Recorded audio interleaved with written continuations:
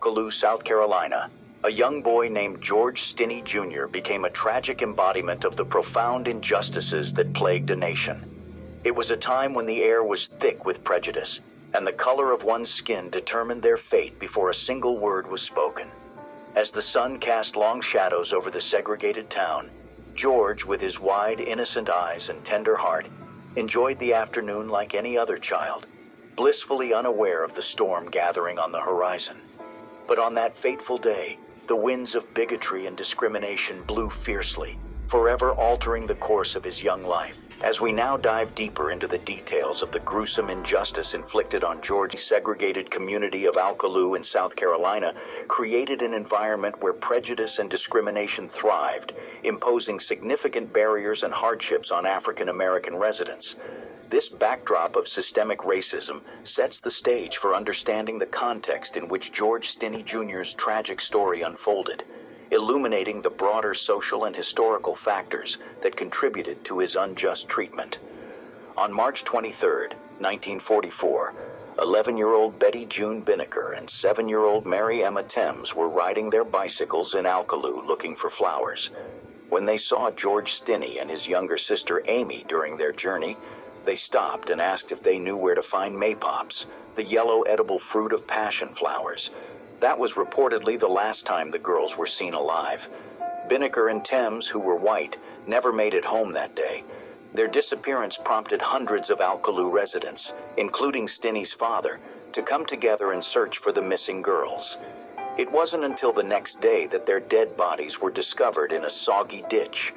When Dr. Asbury Cecil Bozard examined their bodies, there was no clear sign of a struggle, but both girls had met violent deaths involving multiple head injuries. Thames had a hole boring straight through her forehead into her skull, along with a 2-inch-long cut above her right eyebrow. Meanwhile, Binnicker had suffered at least 7 blows to the head. It was later noted that the back of her skull was nothing but a mass of crushed bones. Bozard concluded that Binnicker and Thames had wounds that were likely caused by a round instrument about the size of the head of a hammer. A rumor floated around town that the girls had made a stop at a prominent white family's home on the same day of their murder, but this was never confirmed, and the police certainly didn't seem to be looking for a white killer. When Clarendon County law enforcement officers learned from a witness that Binnicker and Thames were seen talking to Stinney, they went to his home. There, George Stinney Jr. was promptly handcuffed and interrogated for hours in a small room without his parents, an attorney, or any witnesses.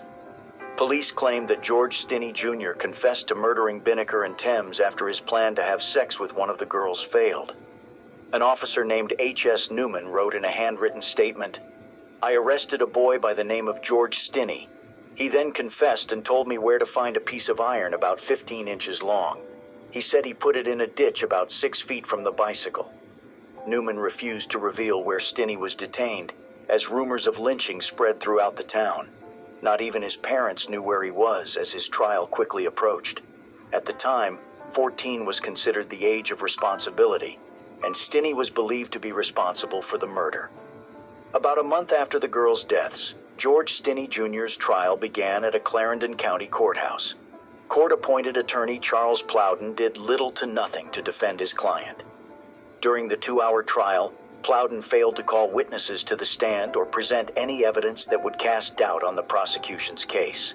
The most significant piece of evidence presented against Stinney was his alleged confession, but there was no written record of the teenager admitting to the murders. By the time of his trial, Stinney hadn't seen his parents in weeks, and they were too afraid of getting attacked by a white mob to come to the courthouse. So the 14-year-old was surrounded by strangers, up to 1,500 of them. Following a deliberation that took less than 10 minutes, the all-white jury found Stinney guilty of murder, with no recommendation for mercy. On April 24, 1944, the 14-year-old was sentenced to die by electrocution. George Stinney Jr.'s execution was not without protest. In South Carolina, organizers for both white and black ministerial unions petitioned Governor Olin Johnston to grant Stinney clemency based on his young age. Meanwhile, hundreds of letters and telegrams poured into the governor's office, begging him to show mercy to Stinney. Stinney's supporters appealed to everything from the basic idea of fairness to the concept of Christian justice. But in the end, none of it was enough to save George Stinney. On June 16, 1944, George Stinney Jr. walked into the execution chamber at the South Carolina State Penitentiary in Columbia with a Bible tucked under his arm. Weighing in at just 95 pounds, he was dressed in a loose-fitting striped jumpsuit. Strapped into an adult-size electric chair, he was so small that the state electrician struggled to adjust an electrode to his right leg. A mask that was too big for him was placed over his face. An assistant captain asked Stinney if he had any last words. Stinney replied, "No, sir." The prison doctor prodded, "You don't want to say anything about what you did?" Again, Stinney replied, "No, sir."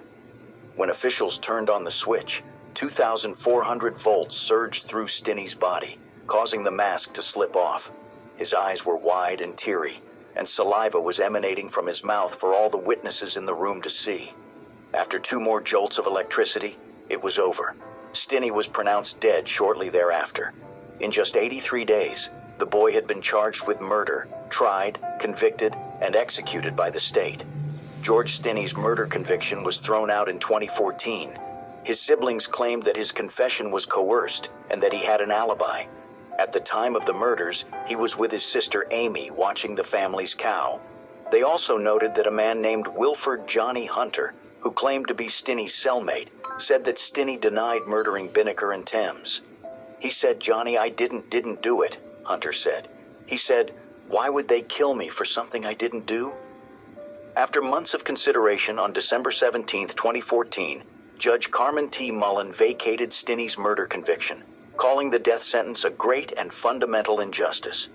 George Stinney Jr.'s siblings were overjoyed to learn that their brother was exonerated after 70 years, appreciating that they were able to live long enough to see it happen. "It was like a cloud just moved away," said Stinney's sister, Catherine Robinson. "When we got the news, we were sitting with friends.